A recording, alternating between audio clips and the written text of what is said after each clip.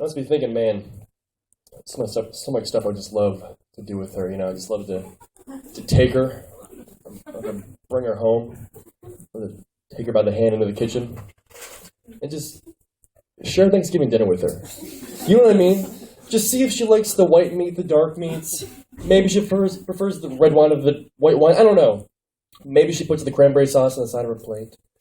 I don't know. Just see how it goes. And, if it doesn't go that well, then just send her on her way before pie is served. And then, no one gets hurt. It's not a big deal. Anyway, I think it's actually a fantasy that a lot of guys have, and they just don't talk about their Thanksgiving Day fantasy. I don't know. Anyway, but since I'm sharing some personal things with you guys, something else about me that you probably would not expect at all, at least based upon my appearance and based upon the really good neck beard that I've got growing, is that I am single. I've been single for over a year now. It's about that time. But sometimes I think about my last girlfriend I had, because we had a good thing for a while. But I do what you're supposed to do. I think of what made us incompatible. But for me, there's just one thing I think about. And I think about when we were in my car one time, and she looks at me and she says, "Nick, do you know where my favorite place to get hot chocolate is?" And I said, "No, where?" She said, "Thornton's." I'm like, "Really? A gas station? Really?" And so I'm in my head, I'm already fighting back the urge to tell her that's the stupidest thing I've ever heard. But I don't. Instead, I do what I think any smart and sensitive boyfriend would do. I start buying all the rest of her gifts at Thornton's. So for Christmas I got her a little Bic lighter, For her birthday, I got her a travel map of the state of Kentucky. I think she used that a couple times. I don't know.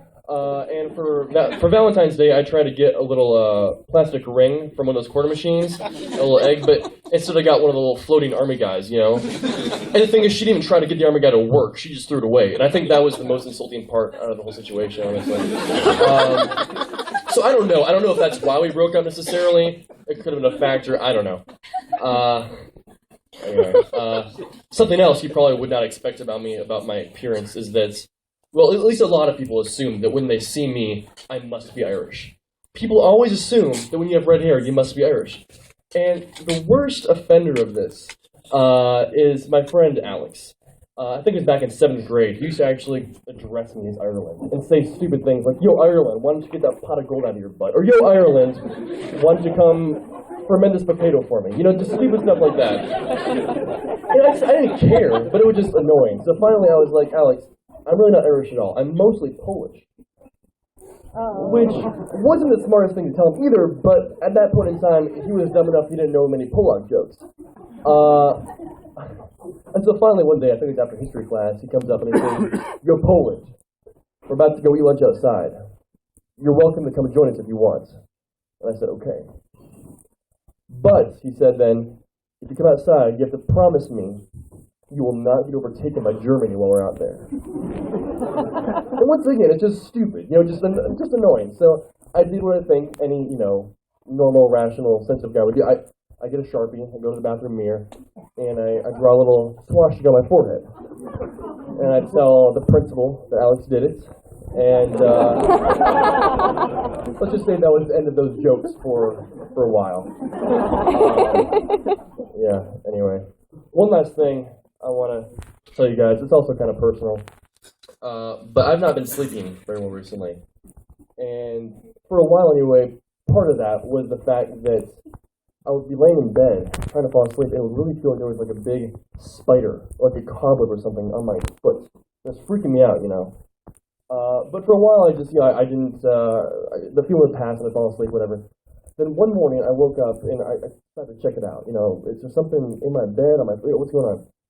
I looked down, and what the situation is there's actually a hair on my big toe. Yeah, it's gotten so long, it's actually touching a couple other hairs on that same foot. Yeah. Anyway, but the thing is, for me, as a man, I take such pride in every hair on my body that I couldn't just cut it off, you know what I'm saying? So,